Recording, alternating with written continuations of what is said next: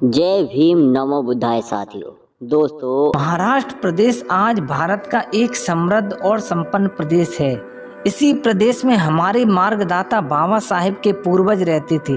महार जाति का नाम सूरवीरता के लिए इतिहास प्रसिद्ध है।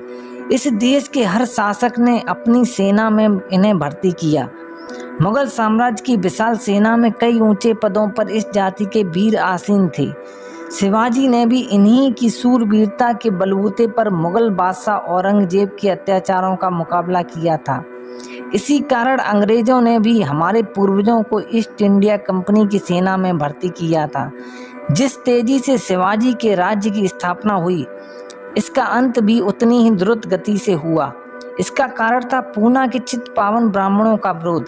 शिवाजी महाराज स्वयं अछूत शूद्र यानी कि कुर्मी जाति में पैदा हुए थे। उन्होंने महार, मांग, चमार, बेरड़ आदि जातियों के बहादुरों की सेना गठित की थी। इनकी सेना में ऊंचे पदों पर कई अछूत महार सेनापति थे। उनमें रायनाक नामक सेनापति भी थे। इन्होंने ही कर्नाटक में अफजल खान की हत्या के समय महाराज शिवाजी की रक्षा की थी। इसके अलावा एक सिरनाक नामक सेनापति भी थे। ऐसे और भी बहुत से महार सेनापति थे। इतिहासकारों ने जानबूझकर इनका वर्णन नहीं किया। हमारे विद्वानों को चाहिए कि वे इस संबंध में अनुसंधान करें और अपने पूर्वजों के सच्चे इतिहास को उजागर करें। ब्राह्मणवादियों को डर है कि अगर हमारे पूर्वजों का इतिहास हमारी संतानों को पढ़ने के लिए मिल गया तो उन्हें अपने पूर्वजों के इतिहास का ज्ञान हो जाएगा। इससे वे मानवता के अधिकारों को पाने के लिए संघर्ष करेंगे। यही कारण है कि आज तक हमारा इतिहास अंधेरे में है, या यूं कहिए कि उसे जानबूझकर अंधेरे में रखा गया है। कोई कहता है कि हम लोग भारत के आदिवासी हैं, कोई कहता है अनार्य, तो कोई कहता है द्रविड़।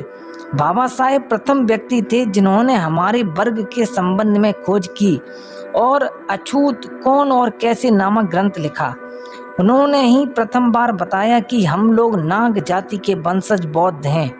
ब्राह्मणवाद के घोर विरोधी होने के कारण हमें अछूत बनाया गया। हमें आर्थिक, राजनीतिक, धार्मिक और सामाजिक अधिकारों से सदा के लिए ब्राह्मणी शास्त्रों और शस्त्रों के बल पर वंचित किया गया। हमारे पूर्वजों की वीर गाथा को पूना जिले के कोरेगांव नामक स्थान पर अंग्रेजों ने 18वीं सदी में विजय स्तंभों पर खुदवाया है। यही नहीं, उत्तर प्रदेश, बिहार और पंजाब में भी हमारे सैनिकों ने जो वीरता दिखाई थी उसका वर्णन भी इतिहास की कई पुस्तकों में मिलता है।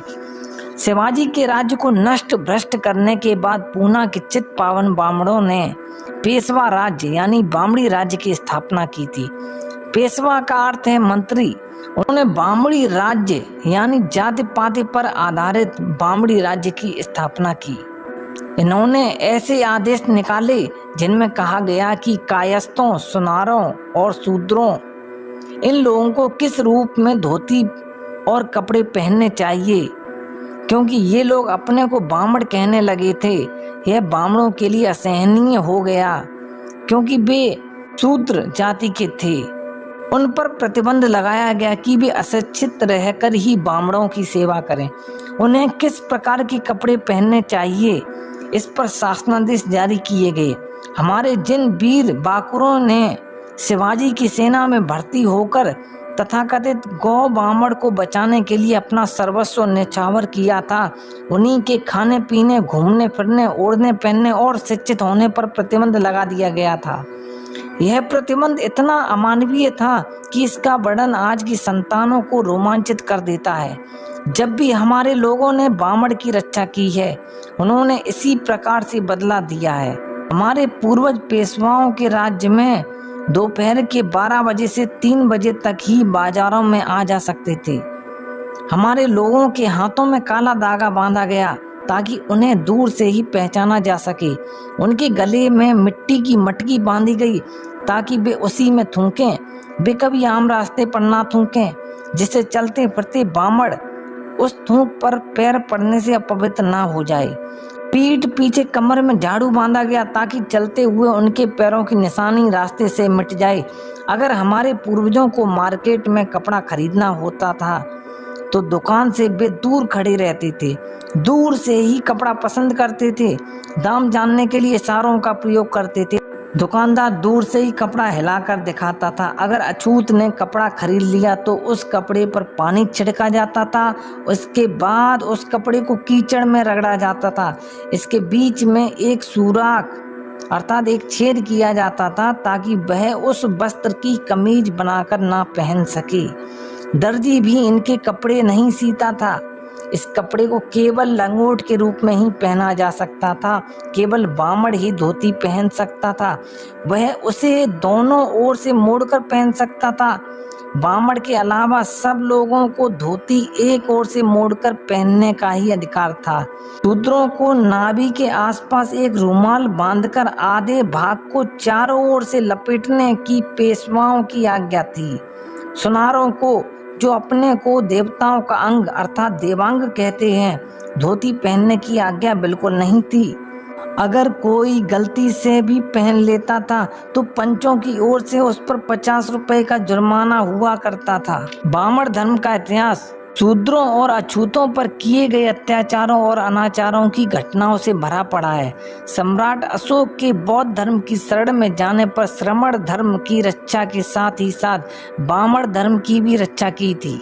उन्होंने शिलालेखों में बामण समड़ाना शब्दों का प्रयोग किया जो इनका रक्षक था। उनके विशाल राज्य को भी नष्ट करने में इन्होंने आनाकानी नहीं की। अशोक के मंत्रिमंडल में राध नाम का बामण मंत्री व सेनापति था। पुष्यमित्र शुंग नामक बामण सेनापति ने सम्राट अशोक के 10वीं पीढ़ी के पौत्र राजा बृहद्रथ के राज्यारोहण करते ही उनसे ब्राह्मण कन्या ब्याह दी और उसे सुरासेवी और विलासी बना दिया। फिर उसके विरुद्ध घूम घूम कर दुष्प्रचार किया, अनाधिकृत सेना बनाई और फिर खुले मैदान में असैनिक संगठन से उन्हें मरवा डाला। विशाल मौर्य साम्राज्य छिन्न भिन्न हो गया। वह स्वयं साकेत का राजा बना। बौद्ध भिक्षुओं को मरवाने के लिए आंदोलन प्रारंभ किया। राज्यादेश निकाला कि जो कोई बौद्ध भिक्षु का सिर काट कर लाएगा उसे सोने की 100 दीनार का पारितोषिक दिया जाएगा। इसी शुंग के काल में रामायण की रचना की गई। महाराजा